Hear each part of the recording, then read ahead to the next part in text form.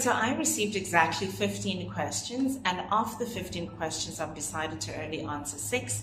And the reason for that, ladies and gentlemen, is because I quickly came to the conclusion that the rest of the questions have already been answered in my previous videos. And so that is why, ladies and gentlemen, it's very important for you to watch the videos and complete them, all right?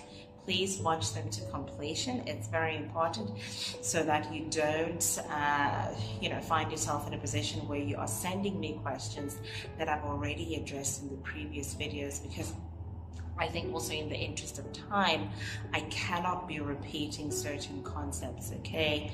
Especially if I've already touched on them in the previous videos. If you need clarity on something, I don't have a problem clarifying it. Give me a call. We can sit down and we can have the discussion, all right?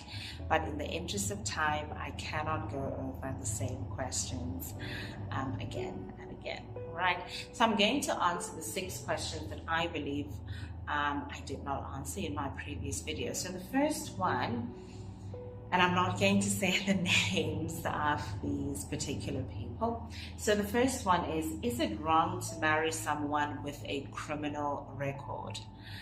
Ladies and gentlemen, I can never stand in the way of 2 or more people deciding to get married. If you're married if you decide to get married in terms of customary law, my mandate as a legal practitioner does not extend to advising people to either get divorced or to get married. Okay, when you come to our offices, it's either you have made up your mind to get divorced, or you have made up your mind that you want to actually marry this particular person.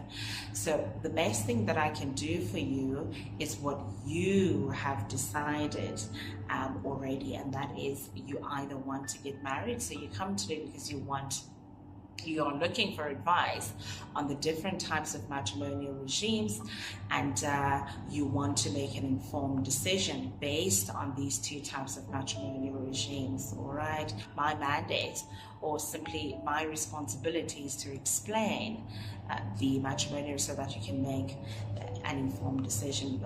And similarly, if you decide to get divorced, my responsibility is to give you exactly what you want. So I can never stand in the way of people, 2 people or more, who decide to get married. The reason why I made that video where I specifically said it's very important for you to establish whether or not your significant other has a criminal record prior to engaging into a marriage with that person, it's actually based on a real life experience where a client came to my office and their partner had a criminal record. They were married for a couple of years, and she quickly realized that because they had elected in community of property as their matrimonial regime, their significant other also stands to benefit, even though he has not been working for a very long time due to his criminal record. Okay, so that is why I specifically said, please look into it, have that discussion, especially if you decide to get married in community property, so that you are not confused when you realize that the person who has not been contributing towards the estate is actually also going to benefit, all right? But in terms of whether or not you should marry someone who has a criminal record, that is solely up to you. I can never ever stand in the way of 2 or more people who decide to get married. And I say more because I'm also thinking in terms of customary law. So absolutely not, you are not wrong if that is what you so choose. But please have the discussion so that you don't collapse in my office, all right? The second question, I'm sorry, I'm literally looking at my pad because this is where I decided to write the questions. The second question I received is, do you have any advice on how to manage and how people can manage their finances better. Ladies and gentlemen, I am not a financial advisor. I understand why you would probably ask me that question, because the majority of the content that I've made so far is primarily based on money and how it can potentially affect your marriage if you don't have that kind of discussion. But I'm not a financial advisor, and I don't purport to be one.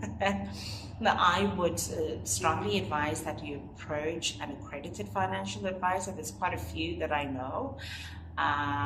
So if you maybe just give me a call or send me an email, you will always see once again my business card, where you will find my email address, my contact details, cell phone number, and really the entire caboodle. Just send me an email and I will connect you with some very good financial advisors that I also work with. All right. But in terms of giving you advice on how to manage your finances, I am not an accredited advisor, so I'm not in a position to do so. Right, the third question